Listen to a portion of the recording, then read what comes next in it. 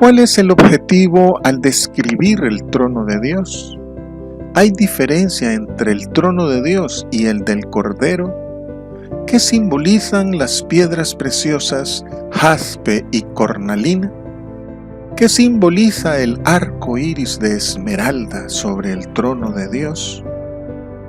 Y al instante yo estaba en el Espíritu, y he aquí un trono establecido en el cielo, y en el trono uno sentado. Y el aspecto del que estaba sentado era semejante a piedra de jaspe y de cornalina, y había alrededor del trono un arco iris, semejante en aspecto a la esmeralda.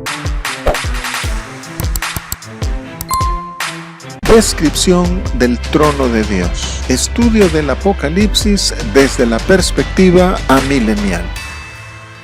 Un trono establecido en el cielo. A partir de aquí, la revelación del Apocalipsis es dada desde la perspectiva divina y la historia de la iglesia es interpretada desde Cristo Jesús. El ambiente es de sobrecogedora adoración, plena de liturgia. Las bellas doxologías enfatizan el entorno cúltico del Apocalipsis. El Apocalipsis describe el trono de Dios antes de todo lo demás porque es necesario que comprendamos todas las cosas que deben suceder pronto desde la perspectiva de Dios. El trono ocupa la posición central en el Apocalipsis y es mencionado 43 veces en todo el libro, pero es mencionado hasta 14 veces en los 11 versículos del capítulo 4. Respecto del trono de Dios, el profeta Ezequiel dice que parecía piedra de zafiro. Moisés y los ancianos de Israel, cuando vieron a Dios, dijeron que había debajo de sus pies como un embaldosado de zafiro, semejante al cielo cuando está sereno.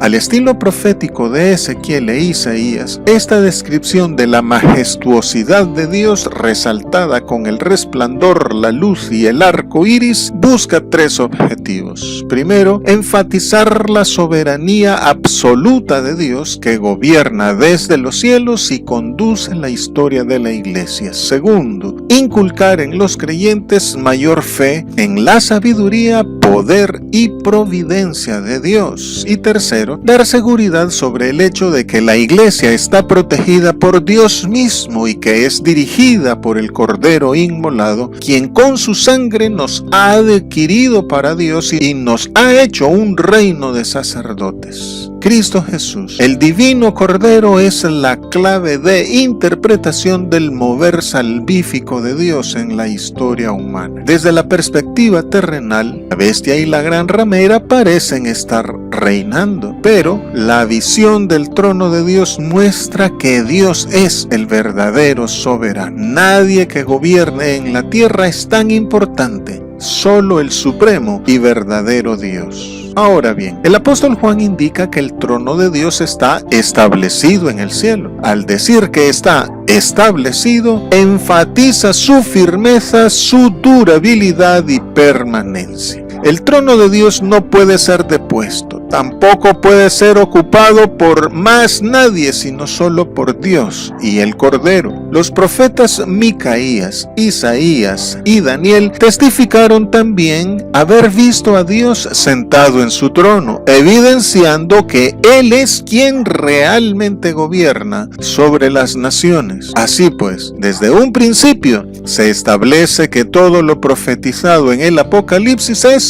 por designio de Dios. En el trono, uno sentado. Esta expresión hace referencia a la actitud de un rey sentado para juzgar, además de gobernar. Así pues, en esta visión se presenta a Dios el Padre como regente de la humanidad, aplicando su ley y determinando lo que ha de ser. El capítulo 4 del Apocalipsis presenta al Padre, pero el capítulo 5 presenta al Hijo. Por esto, los capítulos 5 al 7 hacen diferencia diciendo el que está sentado en el trono y el Cordero. A este respecto, el profeta Daniel refiere que vio que el anciano de días se sentó y que luego el juez se sentó. y los libros fueron abiertos. De esta manera el profeta Daniel primero hace referencia a Dios el Padre y luego al Señor Jesucristo como el juez. No olvidemos que Dios ha puesto al Señor Jesucristo como juez de vivos y muertos.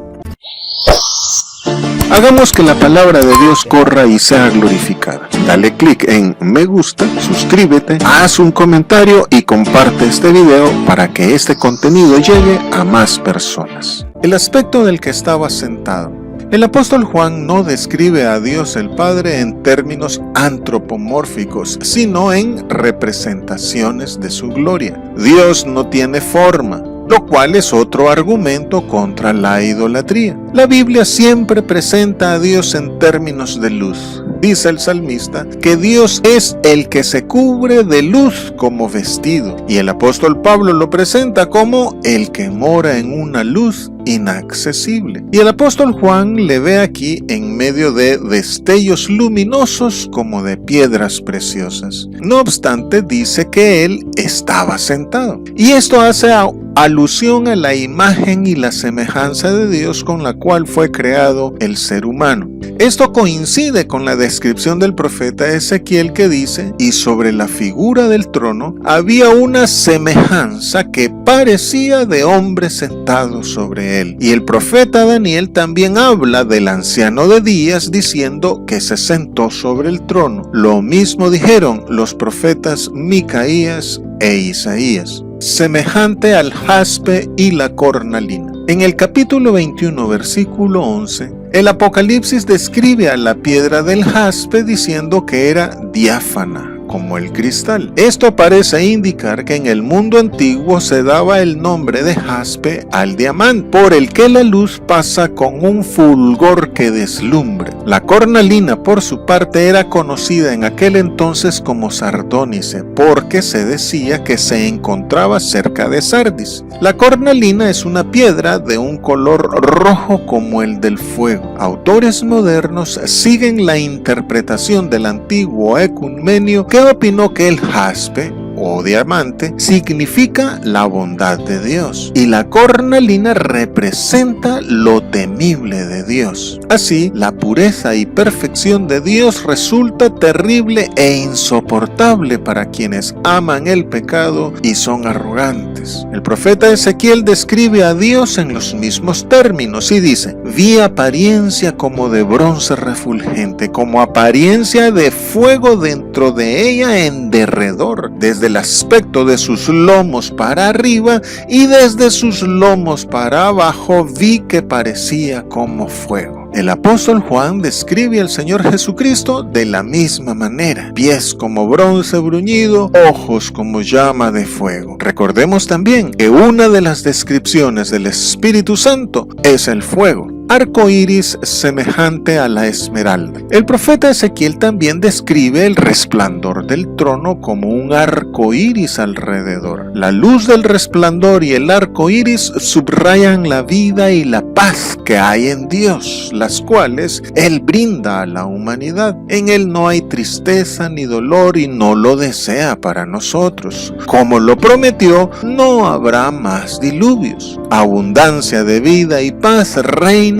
en él y quiere compartirla con su creación. Ecumenio comenta que la esmeralda a la que se parece el arco iris es símbolo de la providencia de Dios. En consonancia, autores modernos indican que el verde de la esmeralda representa la misericordia de Dios, gracias a la cual podemos contemplar su pureza simbolizada en el diamante y su justicia figurada con la cornalina. Dada la relación entre el arco iris y la promesa de Dios hecha desde el diluvio, el arco iris simboliza también la fidelidad de Dios como una perfección suya. En el capítulo 10, versículo 1, se muestra a uno de los ángeles fuertes con el arco iris sobre su cabeza, indicando su carácter de enviado de Dios, de representante de Dios.